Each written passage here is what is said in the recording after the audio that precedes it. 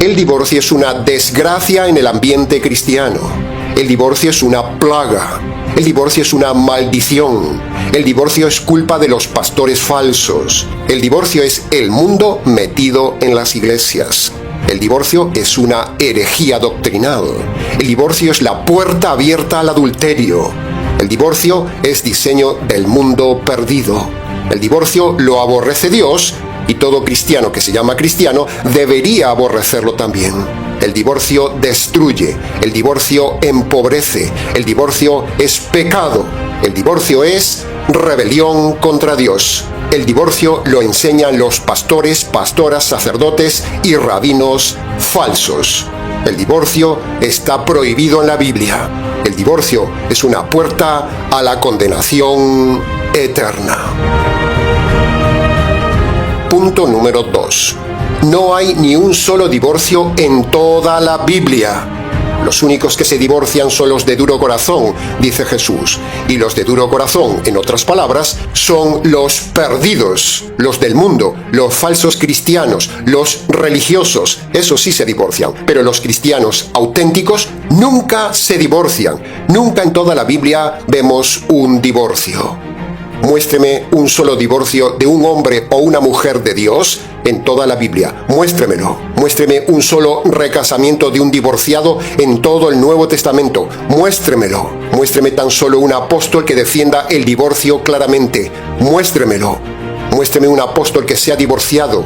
Muéstreme un discípulo del Señor o un discípulo de Pablo que sea divorciado y recasado. Muéstremelo. Muéstreme tan solo un ejemplo en toda la Biblia, pero no encontrará ninguno. Entonces, si no hay evidencias de divorcio por ningún lado, ni recasamiento de divorciados por ningún lado en las iglesias del Nuevo Testamento, ¿por qué se promueve el divorcio en la iglesia de hoy mucho más que en el mundo? ¿Por qué? Bueno, sencillamente porque los promotores del divorcio y del recasamiento del divorciado son lobos. Punto número 3. Toda persona, sea rey, cantante, artista, político, pastor, pastora, rabino o un simple mortal que se haya divorciado, está en pecado. Toda persona que se haya casado con una persona divorciada está en pecado, está en adulterio camino de los infiernos. Si alguien siendo divorciado se ha casado sin haber muerto su primer cónyuge, está en adulterio. Si un viudo o un soltero se relaciona con una persona divorciada, está en adulterio, está en pecado, está perdida. Si los dos son divorciados y los dos se han casado, los dos divorciados están en adulterio y el adulterio, sea rey o sea la persona más sencilla de los mortales, ambos van al castigo eterno por el delito de divorcio y adulterio. Se puede decir esto más alto, pero no se puede decir más claro. Punto número 4. El adulterio tiene dos formatos. El adulterio temporal y puntual por aventura, estando casado, y el adulterio permanente por el recasamiento del divorciado, aún viviendo su anterior cónyuge. El adulterio no es el acto de la cama, estimado oyente, no. Eso no es el adulterio.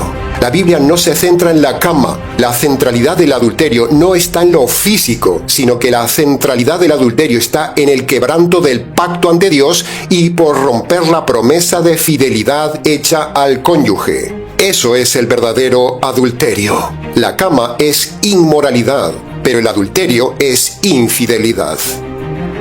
Punto número 5. El divorcio no tiene ningún apoyo en la Biblia por ninguna causal. Se lo repito, el divorcio no tiene ningún apoyo en la Biblia por ninguna causal. La Biblia no permite pedir el divorcio por adulterio ni por abandono, como dicen los lobos. Le han engañado. El divorcio solo se puede hacer, y lo manda la Biblia, si una persona está casada humanamente en incesto, en matrimonio homosexual o en bigamia. Solo esas razones son permitidas por Dios para el divorcio, porque eso es fornicación, como dice Mateo capítulo 19, versículo 9. Pero el adulterio y el abandono no son causa para el divorcio como dicen los calvinistas, los católicos, los adventistas, los pentecostales, los presbiterianos, los falsos bautistas liberales, los anglicanos, los testigos, los unicitarios, los mesiánicos, los rabinos y un largo etcétera de lobos. Todos estos son falsos predicadores, defensores del divorcio y promotores de su condenación, porque si usted les hace caso, usted comete adulterio. Mateo capítulo 19, versículo 9, no dice que uno se puede divorciar por adulterio. La correcta traducción de Mateo capítulo 19, versículo 9, muestra que solo por causa de uniones fornicarias, como hemos dicho antes, tipo incesto, bigamia o matrimonios homosexuales, solo ahí se puede y debe divorciar, pero no por adulterio. Piense esto, señor lobo divorcista. Piense esto, estimado oyente. Si Mateo capítulo 19, versículo 9 fuera el permiso para divorciarse y recasarse por causa de adulterio, entonces, en todas las iglesias del Nuevo Testamento habría divorcios y recasamientos por adulterio por todos lados, pero no hay ni un solo caso de divorcio ni recasamiento de un divorciado. Mateo capítulo 19, versículo 9 es antes de la creación de las iglesias del Nuevo Testamento. Así que si los apóstoles hubieran entendido que Mateo 19:9 era el permiso para divorciarse y recasarse, ellos lo hubieran enseñado en sus cartas del Nuevo Testamento a todas las iglesias. Y entonces habría cientos de divorcios por adulterio y habría cientos de recasamientos de creyentes divorciados registrados en el Nuevo Testamento. Pero no hay ni un solo caso de divorcio ni recasamiento de un cristiano divorciado, señores pastores lobos. Con este argumento damos jaque a los divorcistas.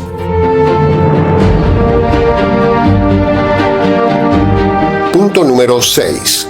La conversión no anula el pacto matrimonial ni la promesa de fidelidad como dicen muchos pastores falsos. Si un pastor lobo le ha dicho que la conversión anula el matrimonio pasado, le han engañado.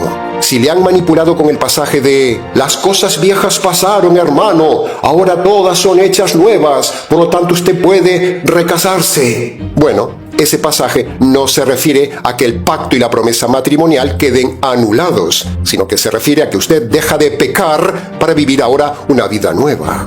La conversión no le permite el divorcio, ni le permite el recasamiento siendo divorciado, ni anula su pacto matrimonial ni su promesa de fidelidad. Tenga cuidado, estimado oyente, con esos lobos que manipulan estos pasajes y lo llevan a usted, con ese engaño, a la condenación eterna.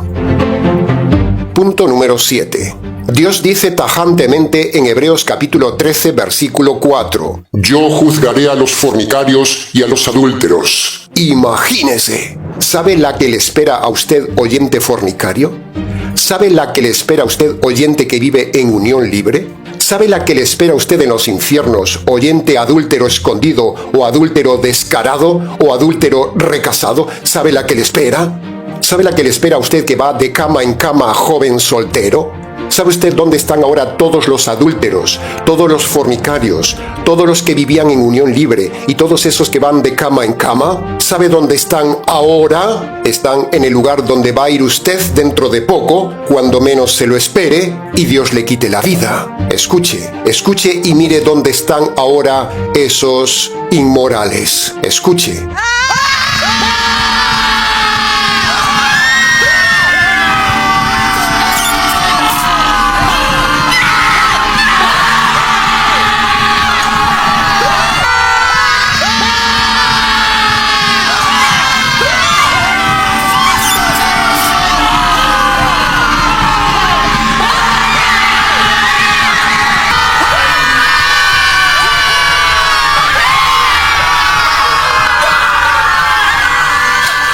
Imagínese, imagínese, imagínese. Y punto número 8 del tema del divorcio. Todo esto que hemos sintetizado en poco más de media hora, lo tiene usted mucho más ampliado en nuestro libro y manual de unas 300 páginas titulado Noviazgo, Matrimonio y Divorcio, que le invitamos a adquirir en Amazon. Un súper completo manual único con todo el material necesario para estudiar, para dar conferencias, para aclarar estos temas, para dar clases, para responder sus preguntas y para prédicas del tema. Abajo, en la descripción del vídeo, tiene todos los detalles.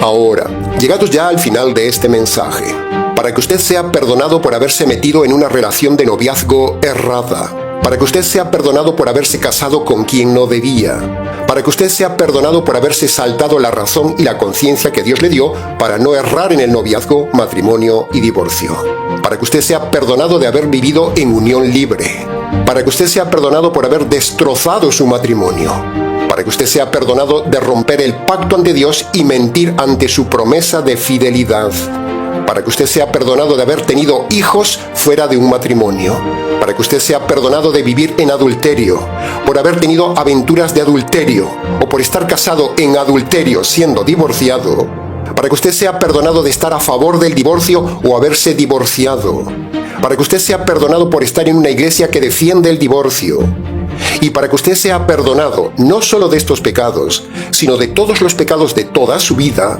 Queremos decirle, estimado oyente, que hay esperanza de perdón de parte de Dios. Pero, ¿por qué es necesario el perdón de los pecados? Bueno, porque si usted muere con sus pecados sin perdonar, le espera la justicia de Dios, el juicio de Dios, la ira de Dios y el castigo de Dios eterno. Por eso usted debe obedecer urgentemente hoy los dos requisitos jurídicos y universales que el Señor Jesús manda a todo hombre y a toda mujer en Marcos capítulo 1 versículo 15 para el perdón de todos sus pecados. El primer requisito de Marcos capítulo 1 versículo 15 es el arrepentimiento. Mírelo en pantalla.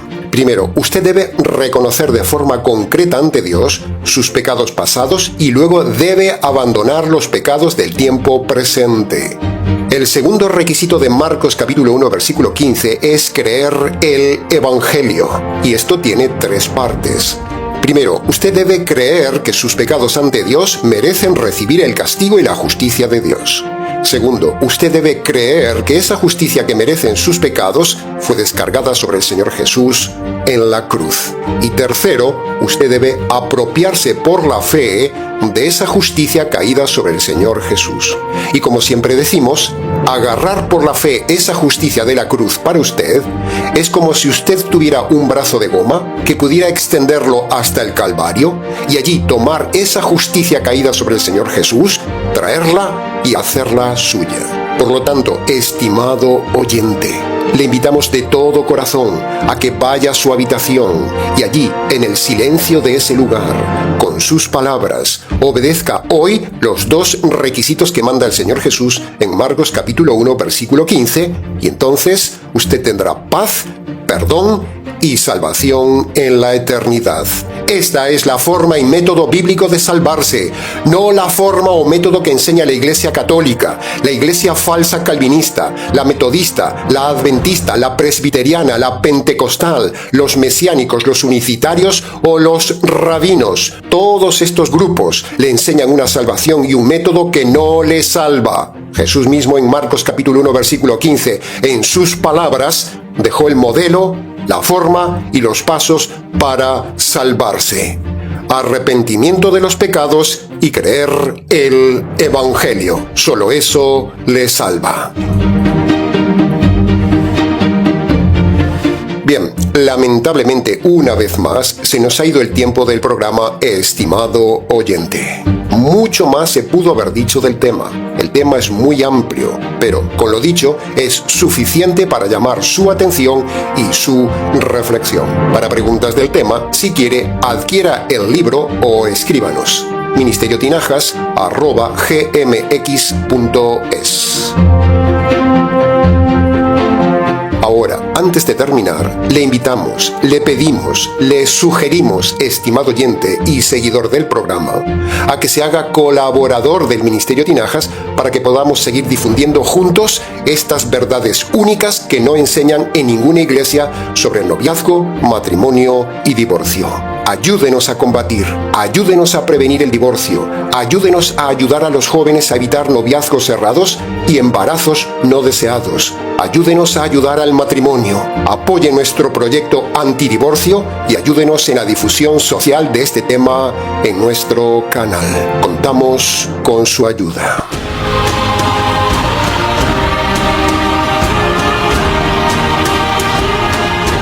Bien, nada más por hoy, estimado oyente. Les ha compartido este programa quien les habla, el pastor bautista Nikos Ricoy, profesor y expositor bíblico del Ministerio Tinajas, emitiendo desde aquí en Valencia, España. Será entonces con el gusto de siempre, hasta el próximo mensaje, aquí en nuestro habitual programa semanal Encuentros.